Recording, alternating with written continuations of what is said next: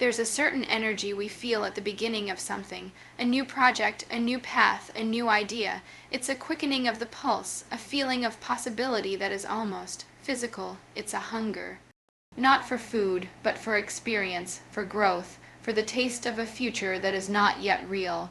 This feeling is a gift. It is the engine of every great endeavor, but it is also fragile.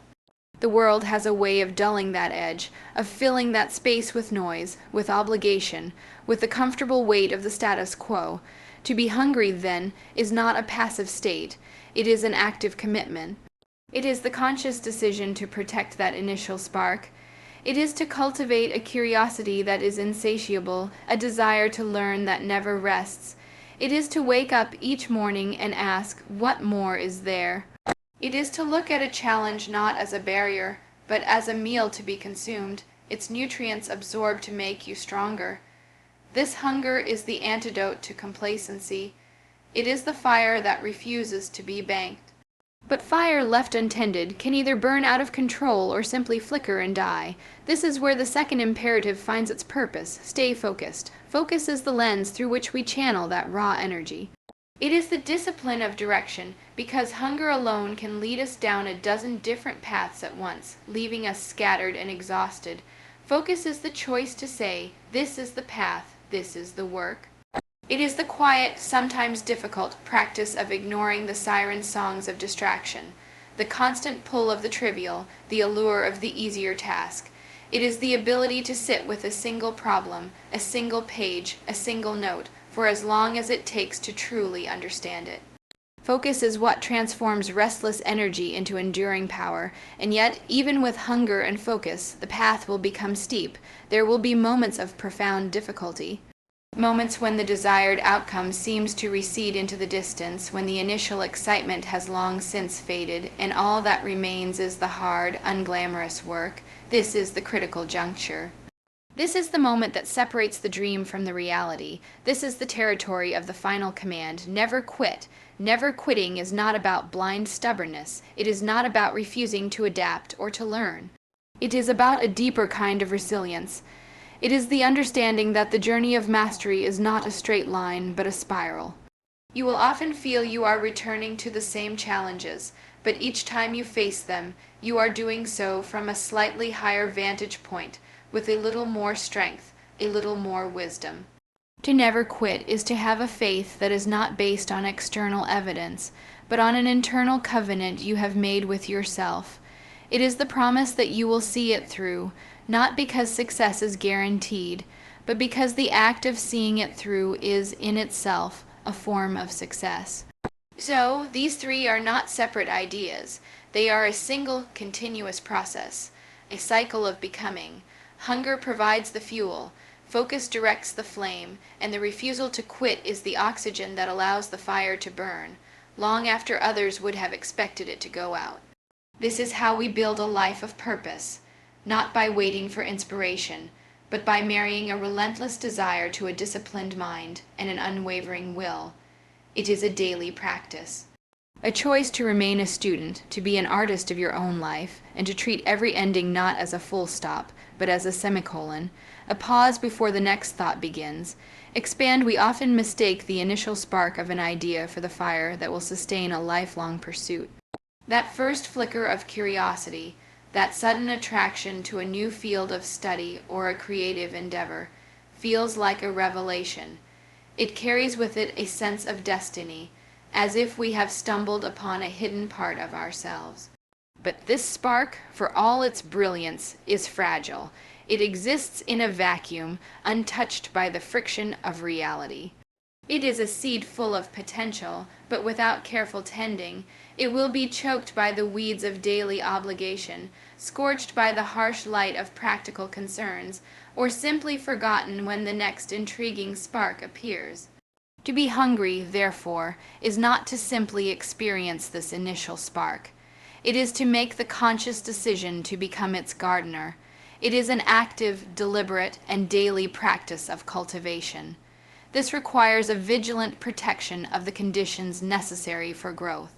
It means intentionally carving out quiet spaces in a noisy world, moments free from the clamor of media, the pressure of social expectations, and the endless to-do list. It is in these quiet spaces that curiosity can root itself deeply, rather than remaining a superficial distraction. This hunger is a form of intellectual and creative self-preservation, a commitment to prioritizing what nurtures the mind and spirit over what merely occupies time. This active cultivation is, fundamentally, a rebellion against the seductive pull of complacency. Complacency is the quiet voice that assures us we know enough, that we have done enough, that the comfort of the familiar is preferable to the uncertainty of growth. It is the enemy of potential. To be hungry is to actively reject this siren song. It is to wake up each morning and consciously create a void, an intellectual or creative space that demands to be filled. It is to ask, what can I learn today that will challenge my current understanding? What skill can I practice that exists just beyond the edge of my competence? What conversation can I have that might fundamentally shift my perspective? This is not about frantic accumulation for its own sake. It is about purposeful engagement. It is about seeing a difficult problem not as a threat to your equilibrium, but as a nourishing challenge that, though demanding to digest, will ultimately lead to a stronger, more capable self. This practice demands a certain disciplined selfishness. It requires the courage to say no to engagements and obligations that drain your vital energy without enriching your core self, in order to say yes to the activities that make you feel more truly alive and connected to your purpose. It is the recognition that your hunger, your capacity for wonder and learning, is your most valuable asset, the very engine of your evolution, and it must be guarded against the countless forces that seek to pacify it. This sustained hunger is also rooted in a profound humility. It is an acknowledgement that no matter how much one learns, the universe of unknown remains infinitely vast. It is the mindset of the eternal student, one who finds joy not in possessing answers, but in the relentless pursuit of more beautiful and complex questions. This humility is what prevents expertise from curdling into dogma and keeps the mind supple, open, and receptive to new possibilities.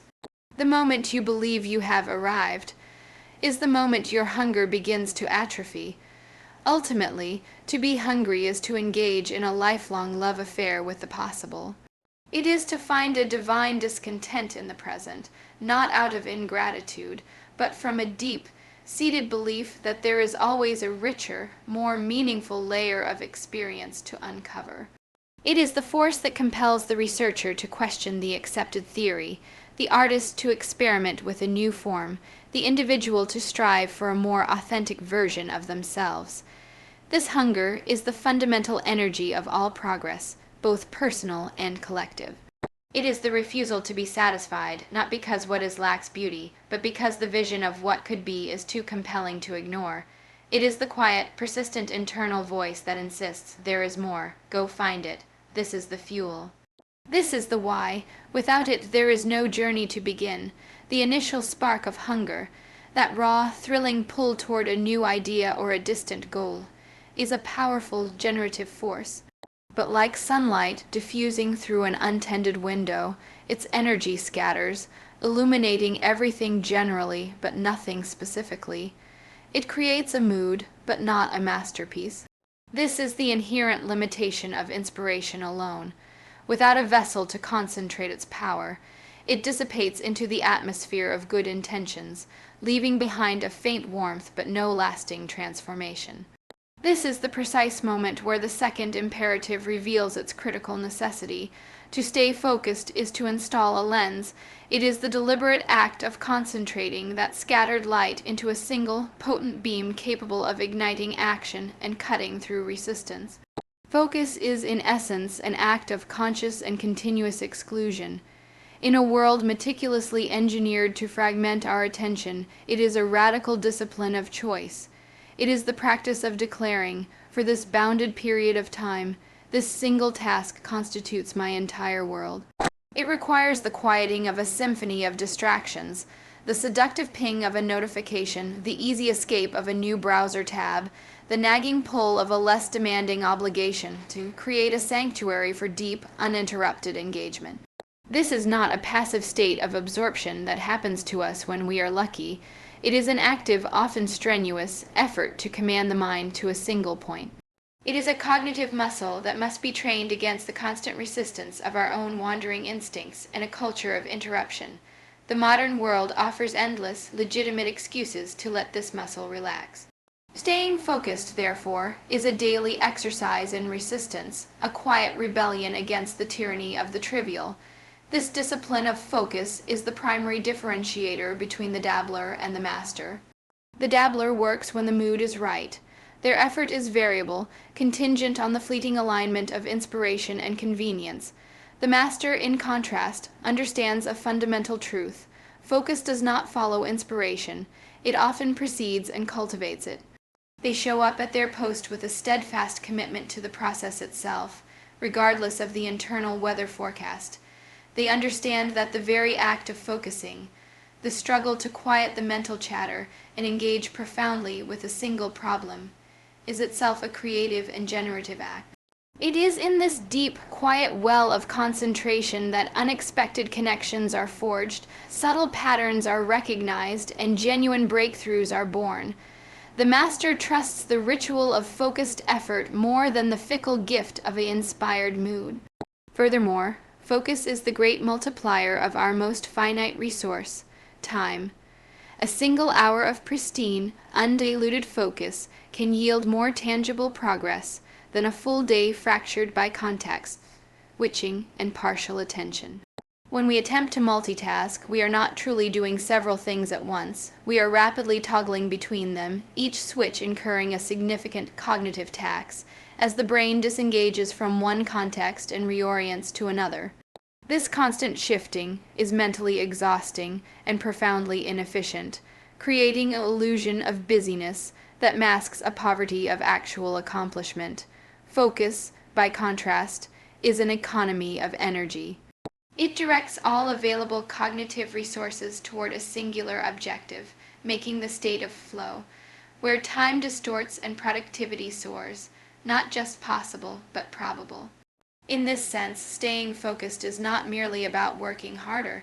It is about working with profound intelligence, respecting the limits of your attention by investing it with precision and purpose. Ultimately, the capacity to stay focused is the most tangible expression of integrity toward your own aspirations. It is the living proof that your hunger is more than a passing infatuation. Every time you choose to close the distracting application, to silence your phone, to gently guide your wandering mind back to the task you have chosen, you are casting a vote for the future self you claim you wish to become. You are building a reputation with the most important person you will ever know, yourself. You are demonstrating that you can be trusted with a mission. This sustained focus is the mechanism that builds bridges across the chasm between a dream and its realization. It is the laying of one deliberate plank after another, creating a sturdy pathway where once there was only a vague and distant longing. The hunger provides the why, the compelling vision, but focus provides the how, the meticulous day-by-day architecture of achievement. It is the quiet, unglamorous engine that transforms the volatile fuel of ambition into the enduring reality of a life's work. Expand 3 Keynote 7, 100 words without heading and conclusion. The journey from aspiration to achievement is never a simple, upward trajectory. It is a path that inevitably descends into the valley of difficulty, a place where the initial excitement has faded, the novelty has worn thin, and the sheer magnitude of the endeavor stands revealed in stark relief. It is here, in this challenging terrain, that the third imperative, never quit Tran, sends its status as a motivational phrase and becomes the very bedrock of character. This principle is not about blind, foolish stubbornness, the kind that forges ahead without learning from failure or adapting to new information. That is not resilience, it is obstinacy.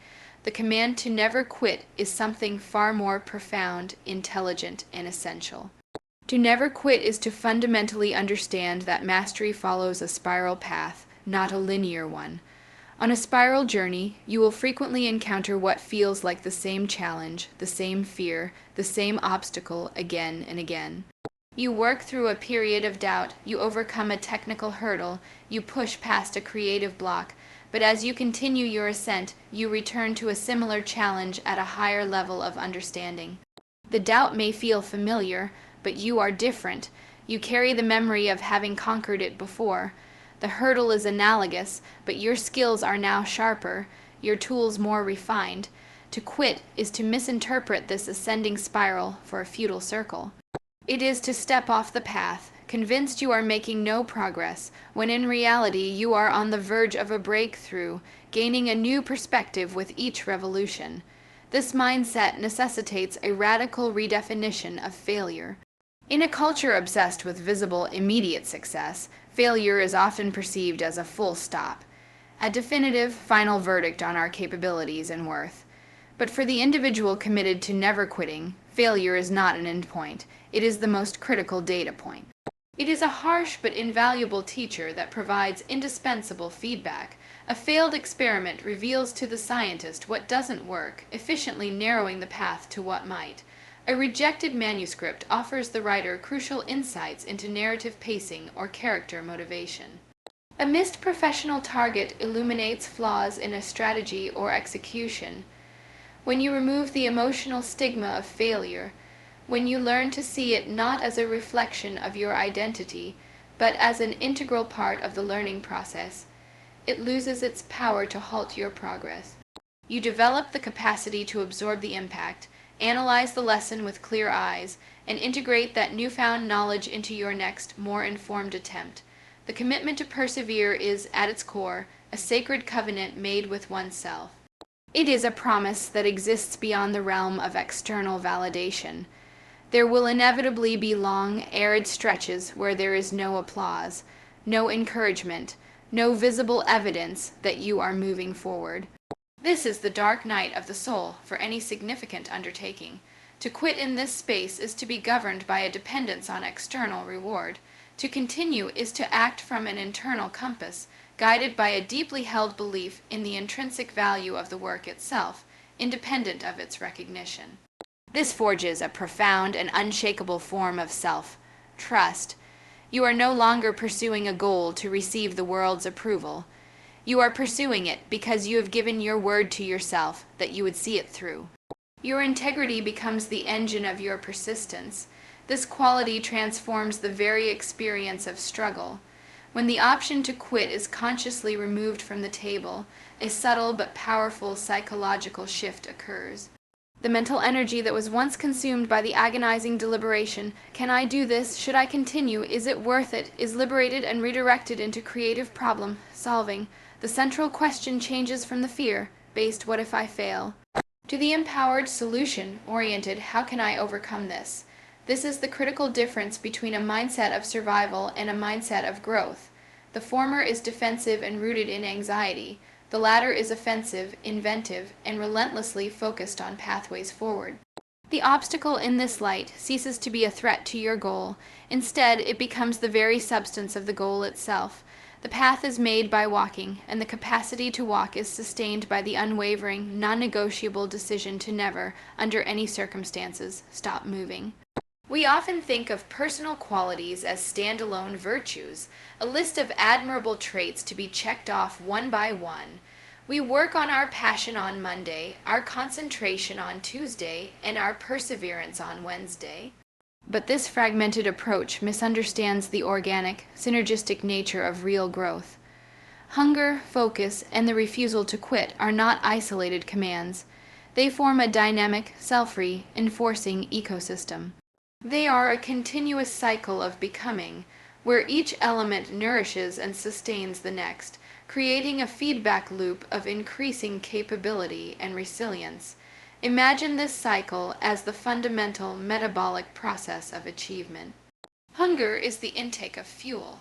It is the raw, primal energy of desire, the insatiable curiosity that draws new information and new challenges into your life. Without this fuel, there is nothing to power the engine. A person without hunger may be content, but they are static. They are not gathering the resources necessary for a significant journey. This hunger is the essential starting point, the spark that ignites the entire process. It is the why that makes the hard work meaningful, but raw fuel by itself is volatile and inefficient. It can flare up brightly and burn out quickly, or it can spill wastefully, producing heat but no forward motion. This is where focus acts as the engine. The engine's purpose is to take the potential energy of the fuel and convert it into kinetic energy, directed, purposeful action. Focus is the cylinder that contains the explosion of hunger, harnessing its power in a controlled combustion. It is the discipline of channeling that restless energy into a single productive task.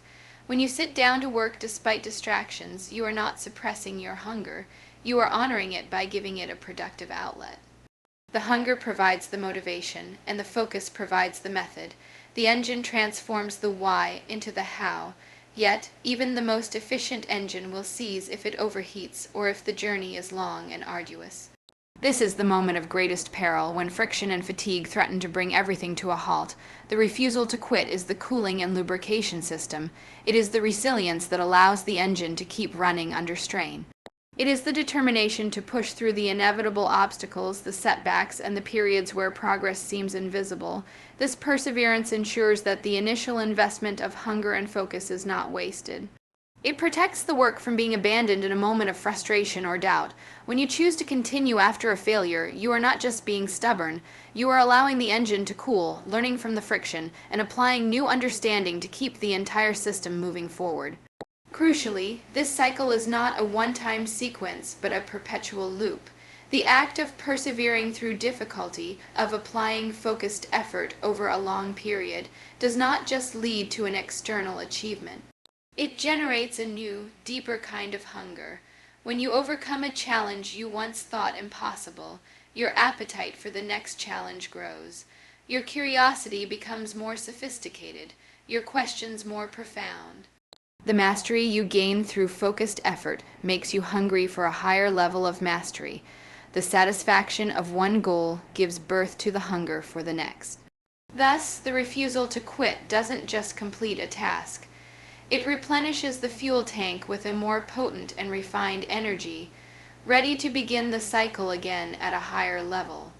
This interdependent cycle transforms the pursuit of goals from a linear, fragile process into a resilient, self-sustaining system. You are no longer just moving toward a finish line. You are operating a personal engine of growth. The hunger ensures you are always gathering fuel. The focus ensures you are always converting it into progress. And the refusal to quit ensures the engine can withstand the long journey. They are a trinity of transformation, each element useless without the others, but together capable of powering a lifetime of learning, achievement, and meaningful contribution. We often fall into the trap of believing that the ultimate purpose of ambition is a destination. We envision a finish line, the published book, the secured promotion, the mastered skill, as the point where our struggles will cease and a state of permanent satisfaction will begin. This destination-oriented mindset, however, is a subtle thief of joy. It teaches us to devalue the vast landscape of the journey in favor of a single, distant point on the horizon. It frames the daily work, the setbacks, and the learning as mere means to an end, obstacles to be endured rather than integral parts of a rich and meaningful life. The true power of embracing hunger, focus, and perseverance is that it reorients us from this destination. Focused anxiety to a journey, focused vitality. This triad of principles is not merely a formula for achieving discrete goals, it is a blueprint for a certain quality of life. It is a recipe for a life lived in active engagement, a life characterized by depth, purpose, and a continuous state of becoming.